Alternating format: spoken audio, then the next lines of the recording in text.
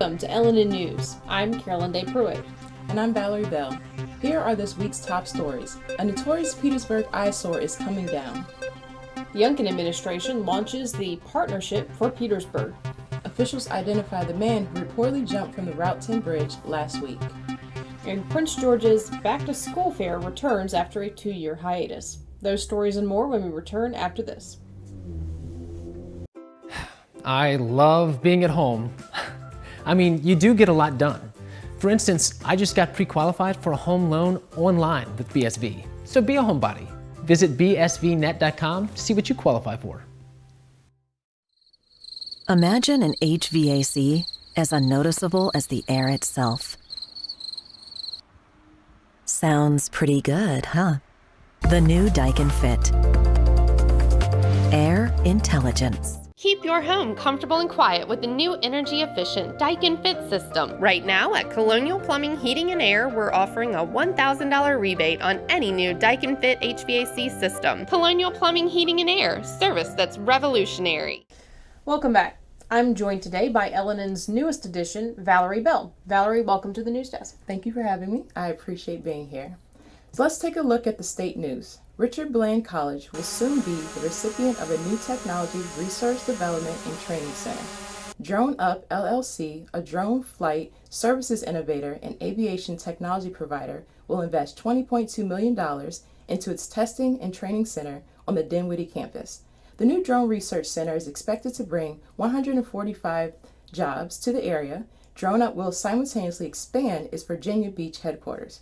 Virginia successfully competed with Arizona, New York, North Carolina, and Texas for the projects, which will create 655 total new jobs in the state.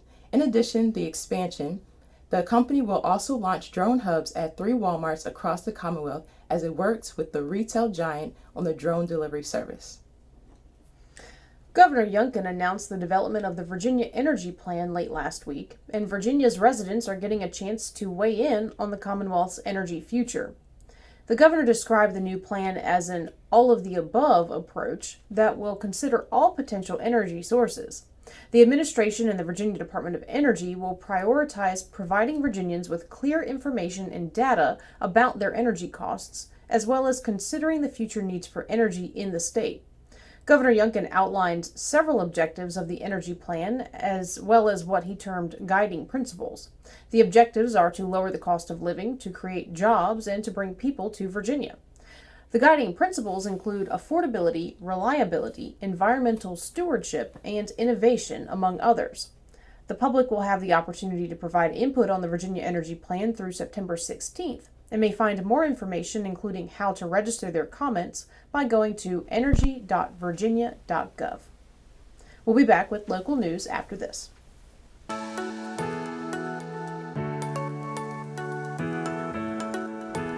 Yes, you can still get haircuts, colors, highlights, waxing services, everything that's going to make you look great right here at the Apothic Company.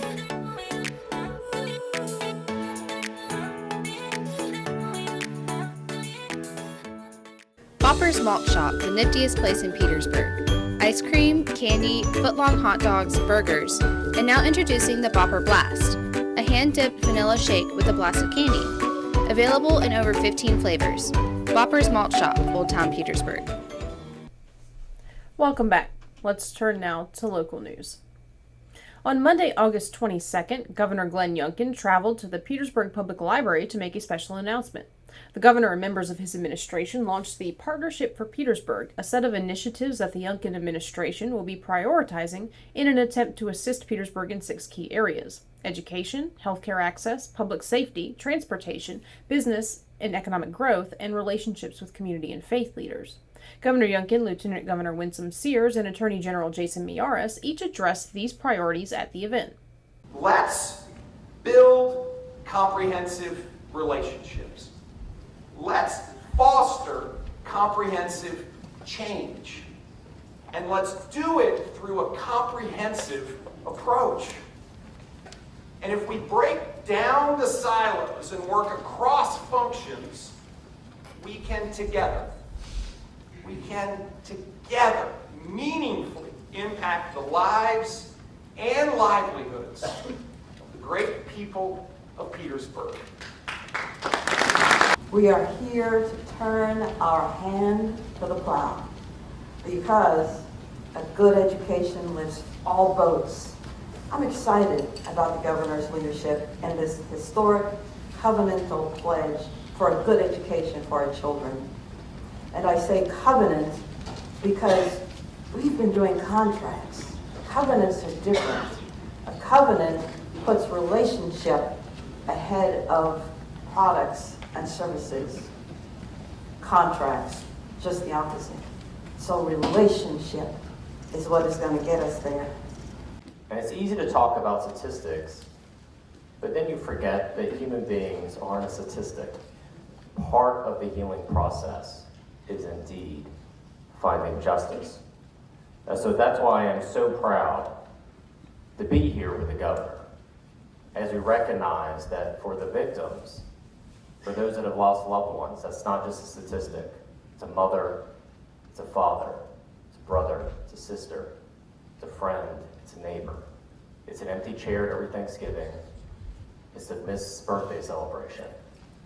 And so, it's an honor with this partnership in Petersburg to include the Office of the Attorney General to make sure that we don't forget our victims.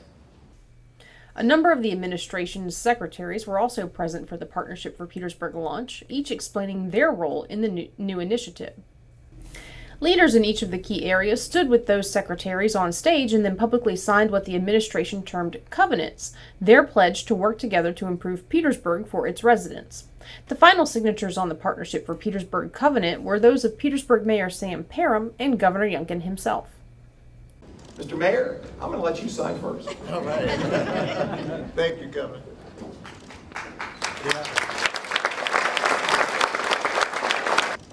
My friend, let's go to work. Let's go to work.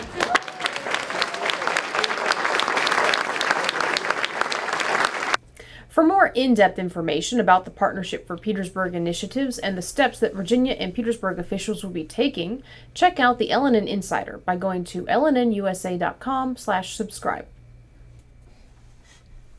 Police have identified the man who jumped from the Route 10 bridge last week after his body was found near the city marina. Hopewell Police, with support from Fire and EMS and Chesterfield County units, conducted a search and investigation to determine what happened after a call came in on August 16th reporting that a man was seen who displayed signs of potentially jumping from the Charles Hardaway Marks Bridge. Shortly after 10 a.m. Thursday, August 18th, authorities pulled the body of a man from the river near the Hopewell City Marina.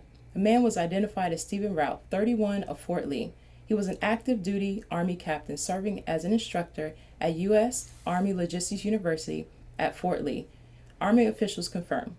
Hopewell police continue to investigate the circumstance of Ralph's death, although it is a suspected suicide, according to Hopewell police spokeswoman Lieutenant Jay Allen. Police have not released a motive for what they think Ralph jumped. Anyone who may have information about the case is asked to contact Hopewell police at 804-541-2284 or Crime Solvers at 804-541-2202. Information may also be shared through the P3 Tips mobile app. Settlements are part of everyday legal actions. In the case of the Ramada Inn in Petersburg, a city buyout resolved the long-standing legal battle between Chris Harrison with the Virginia Hotel Development Group and the city of Petersburg. The city had previously filed a lawsuit against Harrison's company, including claims of fraud, safety violations, and other issues associated with the developer's action, or rather lack of action, with the old Ramada Inn property nestled on the prominent I-95 exit into Petersburg. But now the city has gone from lawsuit to purchase. In a new legal strategy, the city of Petersburg has opted not to sue the developer. Instead, the city council voted to pay him. Councilors voted to purchase the property back for nearly $500,000 over what Harrison paid for the property, an action and cost that some residents have questioned. But Petersburg Mayor Sam Parham explains that there were reasons for the additional $500,000 increase in the repurchase price, an amount that he said actually saved the city money. Mayor, now the city purchased this back for more than the original investor bought it for. Can you explain why that happened to the citizens?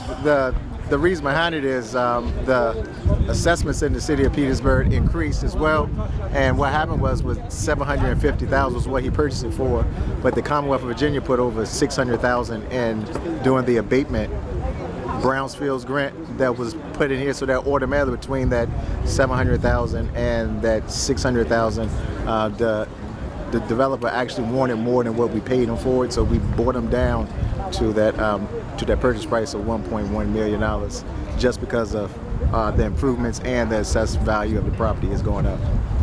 Also, the city of Petersburg was in legal battle with the owner of this hotel here, which was going to cost the city of Petersburg over $1 million just to fight this in court. So it was definitely a huge savings to eliminate all of the legal fees that would have been associated in a long drag-out battle, and this property could still be standing here for another 3 or 4 years while it was tied up in court.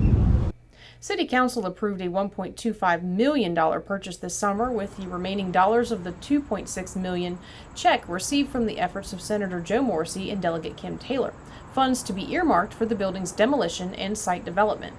Despite the claims against Harrison and his company, as well as the attempted lawsuit, Harrison is walking away with over $1 million, while the city now has the opportunity to address this billboard to blight, a billboard slated for removal by December of this year. We'll have more on this story when we come back. Today's show is brought to you by our friends at the Cloud Factory, who take a customized approach to their customers. They know not everyone is alike, and neither are their needs.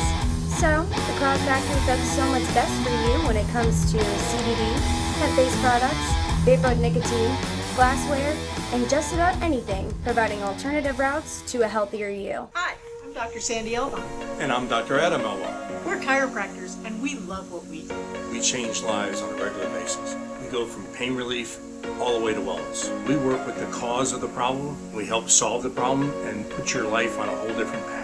If you're concerned about your health in any way, or you just want to be healthier all the way around, come see us at Chester Family Chiropractic Center. Welcome back. We return with more on Petersburg's Ramada Inn. Take it down. The towering hotel has become a symbol of the blight affecting the city, but it has now been banished in Petersburg. Since 2012, the crumbling Ramada has served as an iconic gateway to the city, but not a welcoming sight. Now the towering eyesore is slated to give way to green space and blue skies. The welcome change to the Petersburg landscape is all due to the recent $2.6 million acquisition of the property, a settlement after years of efforts by city and state officials.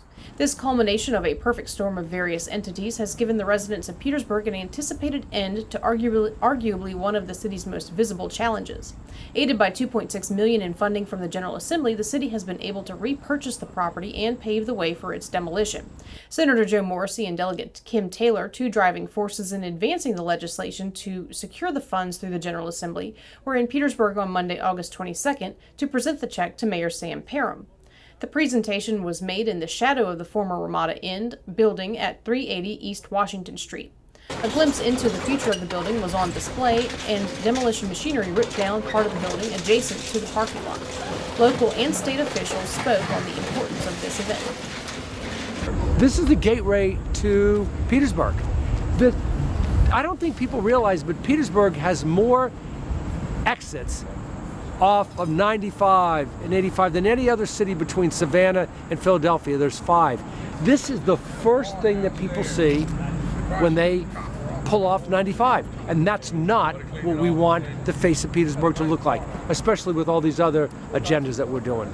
How excited are you for this? Oh man, I'm giddy. I mean, if it sounds like I'm, on cloud nine, it's because I am. This has been a long time coming, and and I say we because it was a Herculean effort for a lot of people. It's not just me, it's everybody coming together, and man, we got it done. This building coming down, this demolition is really it's a message to the region. It's a message to the Commonwealth that Petersburg is open for business. I'm absolutely thrilled. This horrible eyesore is coming down, and it is just going to open up our city for just so much potential and so much growth. Mayor Sam Parham said the event has a great deal of significance to the future of Petersburg. This is the symbolism that everyone needs to see, that Petersburg is on the move, we on the rise, and with this new partnership between the city of Petersburg and the Commonwealth, this is really the kickoff event of transforming Petersburg to the new city that's going to be vibrant, a place for everyone to work, live, and raise a family. The project will be completed by Demolition Services Incorporated out of Culpeper, Virginia, specializing in governmental and commercial work. The demolition is slated to begin in the next few weeks and is expected to be completed by December of this year. The city of Hopewell will be a little bit brighter at night in the near future. During a recent meeting, the Hopewell City Council voted to fund the conversion of the city's street lights to LED. Hopewell has a total of 1,853 street lights. The vast majority of those lights are the older Cobra Head style street lights, but a handful have been converted to LED already as the old lights needed replacement. Dominion Energy estimates that it will take a year to a year and a half to fully convert all the city street lights. City Council approved $300,000 for this project, with an anticipated energy cost savings to the city of $4,000 per month. But the benefit of the conversion extends beyond the city budget, according to former city manager March Altman. Altman proposed that the conversion be planned out geographically by reviewing crime data with the hope of discouraging crime in areas previously poorly lit. He also recommended the new addition of the streetlights in areas lacking the lights and present. Council approved those additional lights in the same vote. Prince George County celebrated students' return to school with a return to tradition. Thursday, August 18th marked the first in-person back-to-school fair since 2019, and the community gathered together to make the event a success. The 2020 fair was canceled because of the pandemic, and the 2021 fair was converted to a drive-through event. A total of 155 volunteers, including Prince George High School cheerleaders and football players, county employees, and school division staff, welcomed students at Scott Memorial Park, handing out 708 backpacks stuffed with school supplies. An additional 60 backpacks were sent to schools in the county for any students who were unable to make the event. The annual event is put on by Prince George County Public Schools and the Prince George Department of Social Services with the help of county and community groups. Young students heading to school for the first time were even given the chance to tour a school bus and taught safety tips to prepare them for that big step into the classroom. We'll have sports and weather after this.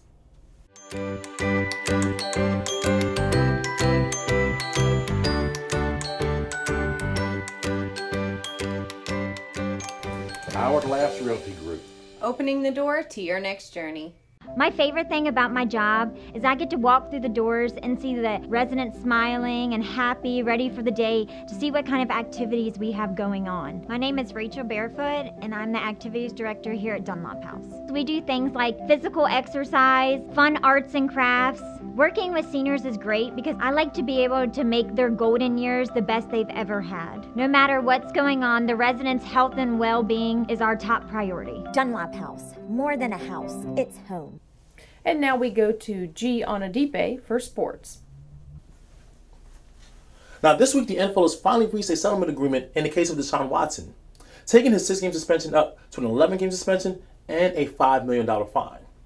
Now, over in Carolina, the Panthers were faced with some decisions of their own, having to pick just which above-mediocre quarterback is going to lead their franchise this year. Now, ultimately, the position was awarded to Baker Mayfield over Sam Darnold. Now, this may very well increase their chances of only missing the playoffs by a little bit this year. Now, if you're anything like me, then you are, way too beautiful to play certain sports. But for those who aren't as facially gifted as I am, thank you very much, there's boxing.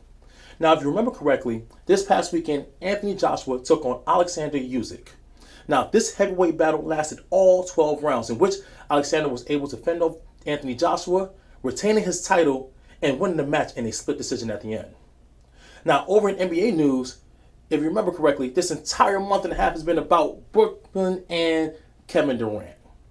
Where is he going to go? Are they going to trade him? Yada, yada, yada.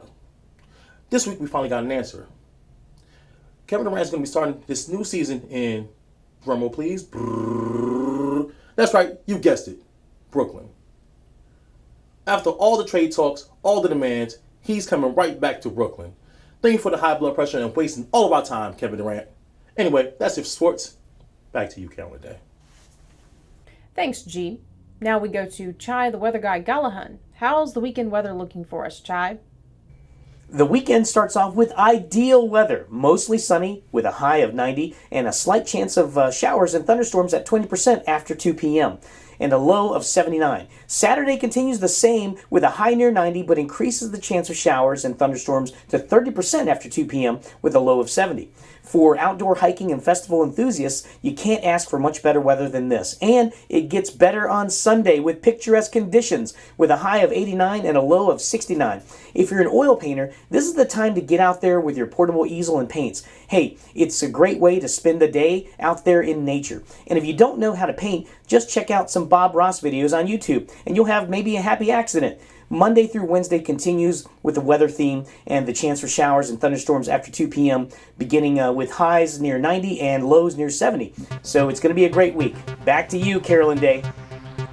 That's it for this week's newscast. We'll see you next Thursday for the latest local headlines. Don't forget to follow us on YouTube, Facebook, and Instagram. Thanks for watching LNN, News by the People, for the People. Hi, I'm Carolyn Day Pruitt. And I'm Chai Gallahan. Major media companies have editorialized reporting and called it news. The free press was never designed to be journalistic interpretation of the facts. LNN USA is committed to reporting facts about issues important to you, but the free press is anything but free. LNN USA exists to serve our fellow citizens. As a locally owned and operated digital news network, we forego the expensive printing presses, costly production plants, and corporate overhead. Your membership dollars are primarily used to pay local reporters to cover local news. Reporters dedicated to investigative news and features that matter. To do that, we need your support. Become a member, and you'll receive the LNN Insider Weekly Email, a 40-page magazine packed full of news and features you won't find anywhere else. Membership also includes full access to LNN News broadcast archives, LNN Insider magazine archives, extended interview clips not aired in the weekly broadcasts, and more. Your membership supports local independent reporting free from corporate and political pressure and agendas. Become an LNN member today by going to LNNusa.com and clicking on the subscribe button at the top of the page.